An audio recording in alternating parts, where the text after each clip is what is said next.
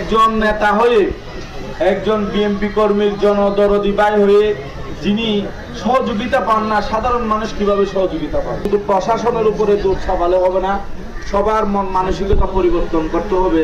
সেটা যেই হোক না কেন, নিম্ন লেভেলের লোকও যদি হয়, রাত্রে কারো কোনো নেতা কর্মীর কাছে সহযোগিতা চাইলে তাকে সহযোগিতা করা অবশ্যই দরকার বলে আমি মনে করি। ইউনূস মেম্বার প্রভাবশালী ব্যক্তি বিদায় ওনার জন্য প্রতিবাদ উঠতেছে। এরকম আরো অনেক অহরহর গরিবগণ্ডা মানুষ যাদের জন্য কেউ প্রতিবাদ করার নেই, তাদের জন্য এখানে প্রতিবাদ হয় নাই।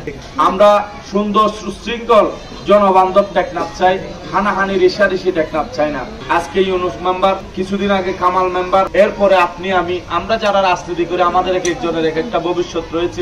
আমি প্রশাসনের প্রতি দৃষ্টি আকর্ষণ করব, অনুরোধ জানাবো, আমরা আপনাদেরকে ভালোবাসি। আপনাদের এই বিগত সরকারের আমলে মানুষ বিচার সালিশ পায় নাই বিদায় এত গর্জন দিয়ে বাংলাদেশের মানুষ বিপ্লব ঘটিয়েছে শুধু সুশৃঙ্খল বাংলাদেশের জন্য, বিচার পাওয়ার জন্য, সুনাগরিক হিসাবে প্রতিষ্ঠিত হওয়ার জন্য।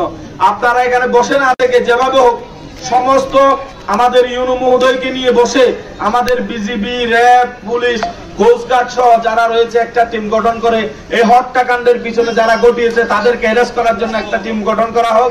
সেখানে জনপ্রতিনিধিদেরকে এড করে তাদেরকে কিভাবে ঘেরাও করে অ্যারেস্ট করা যায় সেই জন্য উদ্যোগ গ্রহণ করার জন্য সবাইকে উদাত্ত আহ্বান ডেকে যতক্ষণ পর্যন্ত এই ইউনূস মেম্বারের হত্যাকারীদেরকে অ্যারেস্ট করা না হয় ততক্ষণ পর্যন্ত আন্দোলন অব্যাহত রেখে আজকে আমাদের কর্ম, আমাদের পড়ালেখা সবকিছু ছেড়ে আমাদের এই ওকেজু থানার সামনে দাঁড়িয়ে মানববন্ধন করতে হচ্ছে শুধুমাত্র টেকনাফের মানুষ হয়ে জন্ম হওয়ার কারণে।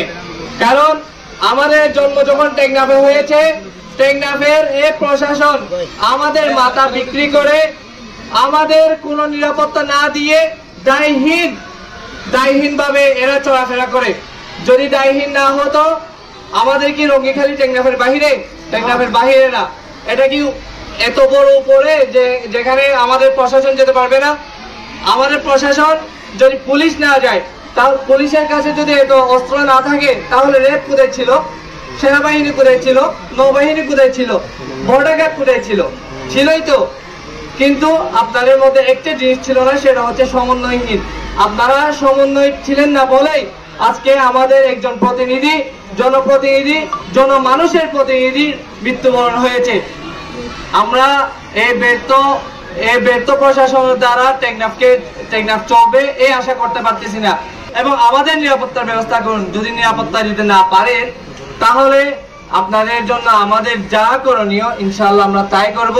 মেম্বারের হত্যাকারীদের গ্রেপ্তার পূর্বক আইনের আওতায় নিয়ে আসার জন্য অনুরোধ জানাচ্ছি এবং ইউনূস মেম্বারের যত সদস্য আছে তাদের জীবনের নিরাপত্তা নিশ্চিত করার জন্য সংশ্লিষ্ট আইন শৃঙ্খলা বাহিনীর প্রতি জোর দাবি জানাচ্ছি এবং আর যেন আমাদের টেকনাফে এ ধরনের হত্যাকাণ্ড না হয়।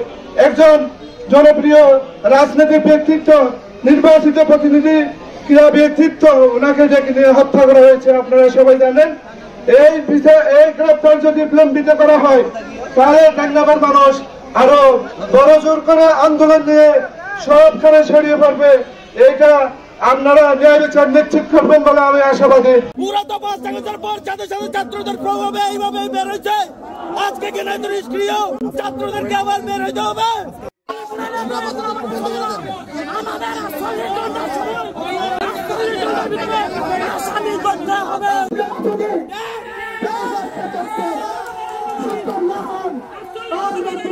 আন্দোলন করে তুলবেন।